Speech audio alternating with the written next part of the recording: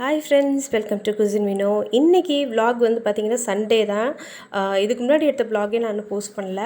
காரணம் என்னென்னா, கொஞ்சம் வீடியோஸும் சரியாக போஸ்ட் பண்ணது காரணம் எல்லாருக்குமே கொஞ்சம் உடம்பு முடியல. அதனால தான் இன்றைக்கி நான்வெஜ்ஜெல்லாம் எதாவது தடப்படலாம் இருக்கும்னு நினச்சிங்கன்னா ஒன்றும் கிடையாது. ஜஸ்ட்டு சிம்பிளாக கிள்ளி போட்ட சாம்பார், அது காலையிலே வச்சாச்சு. பால் காய்ச்சி முடிச்சுட்டு டீ குடித்தோடனே கிள்ளி போட்ட சாம்பாருக்கு ரெடி பண்ணிட்டோம். ஏன்னா குழந்தைங்களும் ஒன்றும் நான்வெஜ்லாம் ஒன்றும் வேணாம் அப்படின்ட்டாங்க.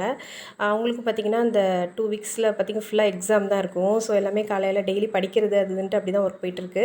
ஸோ காலையில் சீக்கிரம் சாப்பாடு வேலையை முடிச்சுட்டு அவங்க படிக்க போயிட்டாங்கன்னா, மதியம் வந்து அவங்க ஏதோ படம் பார்க்குற கொஞ்சம் ரிஃப்ரெஷ் பண்ணுறதுக்காக. ஏன்னா நெக்ஸ்ட்டு 2 வீக்ஸ்க்கு எதுவும் பெருசாக பண்ண முடியாது. ஸோ அதனால் அந்த மாதிரி கேட்டிருந்தாங்க ஸ்நாக்ஸ் எல்லாம். ஸோ அதுதான் இன்றைக்கி ஃபுல் டே பார்க்க போகிறோம். கொஞ்சம் ரெசிபீஸு அது எல்லாமே சேர்த்து பார்க்க போகிறோம். மார்னிங்க்கு வந்து பார்த்திங்கன்னா சப்பாத்தி மாவு ஊற வச்சாச்சு. கொண்டக்கடலை மசாலா பண்ணலாம் அப்படின்னு சொல்லிட்டு அதை பண்ணிட்டோம். அதுக்குள்ளே 2 பேருமே காலையிலே குளிச்சுட்டு எல்லாமே அப்போ தான் எல்லாமே கொஞ்சம் சாப்பிட ஆரம்பிச்சிருந்தாங்க. ஸோ வாய்க்கு கொஞ்சம் நல்லாயிருக்கு அப்படின்னு சொல்லிட்டு இது 2 பேருக்குமே ரொம்ப பிடிக்கும். அதனால் காலையிலே வந்து 2 கிட்ஸ்க்குமே வந்து ஃபஸ்ட்டு அவங்களுக்கு சாப்பாடு வேலையை முடிச்சுட்டு நாங்கள் வந்து சப்பாத்தி அதுக்கப்புறம் எங்களுக்கு போட்டுக்கிட்டோம். எக்ஸாம் டைம்னாலே எல்லாருக்குமே ஒரு டென்ஷன். ஏன்னா அந்த ரெகுலர் எக்ஸாம்ஸே இப்போ தான் எல்லாமே எழுத ஆரம்பிச்சிருக்காங்க.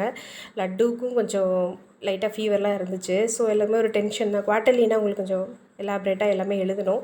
ஸோ ரொம்ப ப்ரெஷர்லாம் பண்ணல. எப்படி எழுதணுமோ எழுதுங்கப்பா, முதல்ல ஹெல்த்தியாக இருங்க. என்னமோ ஃப்ளூவெல்லாம் வேறு பரவிட்டுருக்குன்னுலாம் போட்டுட்ருக்காங்க இல்லையா, அதனால கொஞ்சம் ஒரு பயத்தில் அது மாதிரி சொல்லிவிட்டு காலைல சாப்பாடெலாம் முடிச்சுட்டு நான் சொன்ன மாதிரி ஒரு சின்ன பிரேக்கு. அவங்கெல்லாம் படிக்க போயிட்டாங்க.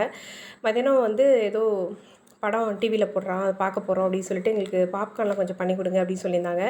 நான் வந்து அன்றைக்கி ஷாப்பிங் விலாகில் பார்த்துருப்பீங்க. பாப்கார்ன் சோளம் வாங்கிட்டு வந்தோம், நம்ம வீட்டிலேயே செய்கிற ஹோம்மேட் பாப்கார்னுக்கு. அதில் வந்து நார்மலாக நம்ம உப்பு மஞ்சத்தூள்லாம் போட்டு செய்வோம் இல்லையா, அந்த பாப்கார்ன் கொஞ்சம் செஞ்சுட்டு அதுக்கப்புறம் பார்த்திங்கன்னா பட்டர் பாப்கார்ன் செஞ்சேன். நான் அது வீடியோ எடுக்கல, ஒன்று மட்டும் தான் வீடியோ எடுத்தேன். இது ரொம்ப ஈஸியாக இருக்குங்க, ரொம்ப விலை கம்மியாக இருக்குது. ஆனால் இதை நம்ம செஞ்சு வீட்டில் சாப்பிட்ற செலவை விட கடையில் இல்லைனா வந்து தியேட்டரில் போனீங்கன்னா அவ்வளோ விலை விற்கிது, செம்ம விலை விற்கிது. ஆனால் பாப்கார்ன் வாங்கும்போது மட்டும் கொஞ்சம் நீங்கள் பார்த்து சின்ன பாப்கார்னாக அந்த கடையில் இருக்கவங்கள்ட்ட கேட்டு அதை வாங்க, நமக்கு தெரியலனா கூட. ஏன்னா சில நேரம் பார்த்திங்கன்னா மாவு சத்து மாவு அரைக்கிறதுக்குள்ள இந்த சோளத்தை கூட வாங்கிட்டு வந்து நம்ம போட்டு பார்த்துட்டு சரியாக வராதுன்னு சொல்லிட்டு இருப்பாங்க. ஸோ அது மட்டும் கேர்ஃபுல்லாக கொஞ்சம் பார்த்துக்கோங்க. நல்லா கொஞ்சம் எண்ணெய் விட்டிங்கன்னா அடியில் வந்து பொரியறது கொஞ்சம் வேஸ்ட் ஆகாமல் கொஞ்சம் நிறையாவே பொரியும். ரொம்ப கம்மியாக எண்ணெய் விடாமல். இந்த கரண்டி பார்த்திங்களா, இதால் தான் 2 கரண்டி தான் போட்டோம். அதே உங்களுக்கு நிறையா வந்துருக்கு பாருங்கள், சூப்பராக. அது ஒரு டிப் என்னென்னா, நம்ம ஹீட் கரெக்டாக இருக்கணும். அடியில் வந்து கொஞ்சம் எண்ணெய் விட்டிங்கன்னா அடியில் வேஸ்ட்டாகவும் வந்துடும். அதை முடிச்சுட்டு லஞ்சுக்கு சைட் டிஷ் பார்த்திங்கன்னா முட்டை மசாலா மட்டும் பண்ணிக்கிட்டோம். அப்புறம் கொஞ்சம் அப்பளம் வத்தல் அந்த மாதிரிலாம் வறுத்துட்டு அதை வச்சு சாப்பாடு ஸ்டார்ட் பண்ணிட்டோம். அவங்களும் வந்துட்டாங்க, கிட்ஸும் வந்துட்டாங்க. ஸோ அவங்களுக்கு கொஞ்சம் ஸ்நாக்ஸு தயிர் இதெல்லாம் வச்சு அவங்களும் சாப்பாட்டு வேலையை முடிச்சுட்டு படம் பார்க்க ஆரம்பிச்சிட்டாங்க. நாங்கள் படம் பார்த்து முடிச்சுட்டு கொஞ்சம் ஒரு பிரேக் எடுத்துக்கிட்டோம். ஏன்னா மதியம் ஃபுல்லாக நான் சொன்ன மாதிரி இந்த வீக்கெண்ட் ஃபுல்லாக தேவைப்படுற கொஞ்சம் அவசரத்துக்கு தேவைப்படுற மாதிரி கொஞ்சம் துவையல் பொடி எல்லாம் அரைச்சி வச்சுக்கலாம் அப்படின்ட்டு. இந்த இட்லி பொடி, பூண்டு பொடி இது எல்லாமே பார்த்திங்கன்னா எங்கள் வீட்டில் எப்போயுமே ஸ்டாக் இருக்கும். சின்னதில் பசங்கள்லேருந்து பெரியவங்க வரைக்கும் எல்லார் வீட்லேயும், எங்கள் ரிலேட்டிவ்ஸ் வீட்டில், எங்கள் சைடில் எல்லார் வீட்லேயுமே பார்த்திங்கன்னா இந்த பொடியெல்லாம் இருக்கும். அதனால் வந்து இதை வந்து பல்காக அரைச்சி வச்சுக்க மாட்டோம், அப்பப்போக்கி தான் அரைச்சி வச்சுப்போம். அப்போ தான் டேஸ்ட்டு வாசனை சூப்பராக இருக்கும். டைம் இருக்கிறதுனால நம்ம பண்ணிக்கிறோம். டைம் இல்லாதவங்க நீங்கள் நிறையா பண்ணி வச்சிட்டிங்கன்னா இந்த மாதிரி பொடி வெரைட்டிலாம் ஒரு சின்ன டப்பாவில் டெய்லி யூசேஜுக்குள்ளது சின்ன டப்பாவில் பண்ணி வச்சிட்டிங்கன்னா அந்த வாசனை போகாமல் இருக்கும். வேறு பெரிய கண்டெய்னரில் ஸ்டோர் பண்ணிவிட்டு குட்டி டப்பாவில் டெய்லி யூஸ்க்கு வச்சுக்கிட்டிங்கன்னா உங்களுக்கு வேஸ்ட் ஆகாமல் இருக்கும். ஸோ அதனால தான் இந்த இட்லி பொடி ரெசிபி, அப்புறம் பார்த்திங்கன்னா அந்த பூண்டு பொடி ரெசிபி எல்லாமே வந்து பார்த்திங்கன்னா நம்ம சேனலில் ஆல்ரெடி இருக்குது. இதோட அந்த பொடி அப்புறம் சட்னி வெரைட்டியோட லிங்க்கெல்லாம் வந்து டிஸ்கிரிப்ஷனில் கொடுக்குறேன். ஸோ கண்டிப்பாக செக் பண்ணி பாருங்கள். அவ்வளோ சூப்பராக இருக்குது. பண்ணும்போதே பார்த்திங்கன்னா நம்மளுக்கு மதிய டைம் இது பண்ணும்போது ஒரு 3 மணி 3:30 இருக்கும். அவங்க படம்லாம் பார்த்து முடிச்சிட்டாங்க. அவ்வளோ வாசனை. இப்போயே ஒரு தோசை இட்லி ஊற்றி சாப்பிட்லாமா அப்படின்ற அளவுக்கு ஒரு ஃப்ளேவர், அவ்வளோ ஒரு வாசம், வீடே மணக்குது. ஸோ கண்டிப்பாக நீங்கள் ட்ரை பண்ணி பாருங்கள் இந்த ரெசிபி. இது வரைக்கும் யாரும் பார்க்கல, இல்லை உங்களுக்கு தெரியாதவங்க டிஸ்கிரிப்ஷன் லிங்க் கொடுக்குறேன், நீங்கள் கண்டிப்பாக செக் பண்ணி பாருங்கள்.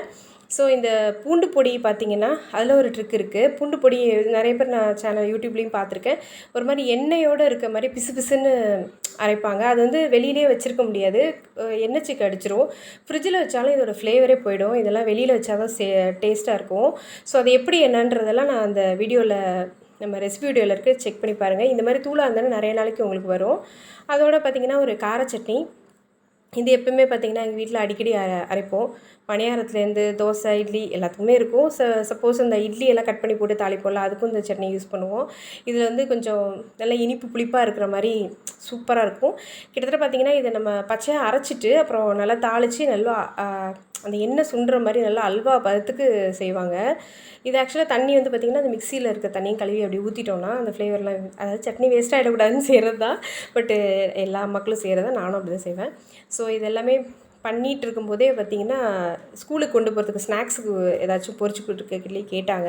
இப்போ எங்கள் வீட்டில் லேட்டஸ்ட்டாக ட்ரெண்டிங் பார்த்திங்கன்னா அந்த மேக்ரோனியை பொரிக்கிறது தான். அதுலேயே நான் வந்து இன்னொரு வெரைட்டி நம்ம ஷாப்பிங் விலாகில் பார்த்திங்கன்னா தெரியும், 2 வெரைட்டியாக கொஞ்சம் வாங்கினேன். எப்படி இருக்குது அதை பொரிச்சு பார்த்தா எப்படி இருக்குது அப்படின்ட்டு, திக்னஸ்ஸு ஃப்ளேவர்லாம் அதே மாதிரி வருதான்றதுக்காண்டி. எல்லாமே ஒரே மாவு தான், பட் அந்த ஷேப் பொறுத்து கொஞ்சம் சின்ன சின்ன வித்தியாசம் இருக்கு இல்லையா. ஸோ அது ஒரு பக்கம் வேக வச்சுருந்தேன். பாருங்கள், இதே பாருங்கள் நல்லா தண்ணியெலாம் கொஞ்சம் கொஞ்சமாக வற்ற ஆரம்பிச்சிருச்சு. ஸோ அது சட்னி ரெடி ஆகிட்டு இருக்கும்போதே இதுவும் வேக வச்சு எடுத்து ஆற வச்சிட்டோம்னா நம்மளுக்கு கொஞ்சம் கரெக்டாக இருக்கும் அப்படின்னு சொல்லிட்டு இந்த மேக்ரோனி பொரிக்கிறதுக்காக ரெடி பண்ணியாச்சு. அதுக்குள்ளே பாருங்கள் சட்னி நல்லா நல்லா சுண்டி அந்த எண்ணெயெல்லாம் கக்க ஆரம்பிச்சிருச்சு. ஸோ இதை நம்ம டப்பாவில் எடுத்து ஸ்டோர் பண்ணிட்டோம்னா வெளியில் வச்சா கூட அவ்வளோ ஈஸியாக கெட்டு போகாதுங்க. நல்லா ட்ராவல் பண்ணுறப்ப கூட எடுத்துகிட்டு போகலாம், சூப்பராக இருக்கும். அப்புறம் இந்த பொரிக்கிறதுக்குள்ள மாவெல்லாம் போட்டு டஸ்ட் பண்ணி எடுத்து வச்சுட்டேன்.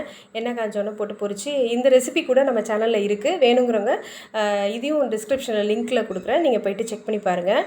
குழந்தைங்களுக்கு கண்டிப்பாக பிடிக்கும். இது ரொம்ப எண்ணெயே குடிக்க மாட்டேங்குது, அவ்வளோ எண்ணெயும் குடிக்க மாட்டேங்குது. செய்கிறதுக்கும் ரொம்ப கம்மி டைம் தான், ஈஸியாக இருக்குது. ஃப்ளேவர் நம்ம இஷ்டத்துக்கு எது வேணாலும் போட்டுக்கலாம். நாங்கள் கருவேப்பிலை பொடி போட்டு கூட பண்ணோம் ஒரு டைமும். அப்புறம் பார்த்திங்கன்னா அன்றைக்கி ஈவினிங் அதெல்லாம் முடிச்சுட்டு அப்புறம் டீ குடிச்சிட்டு பேசாமல் எல்லாம் கொஞ்சம் நேரம் பேசாமல் ஃப்ரீயாக விட்டுட்டோம், டிவி பார்த்துட்டு இருந்தோம். அப்புறம் நைட் டின்னருக்கு வந்து எல்லாம் அந்த நூடுல்ஸ் கேட்டாங்க. இது வந்து எக் நூடுல்ஸ் தான். அதில் நான் சரி ரெசிபி பண்ணிவிட்டு அதை வீடியோவும் எடுத்துக்கலாம், குழந்தைங்களுக்கும் அதே கொடுத்துடலாம் அப்படின்னு சொல்லிட்டு அதே பண்ணியாச்சு. சாப்பாடு வேலையும் முடிச்சுட்டு அன்றைக்கி விலாக் அதோட முடிச்சாச்சு ஃப்ரெண்ட்ஸ்.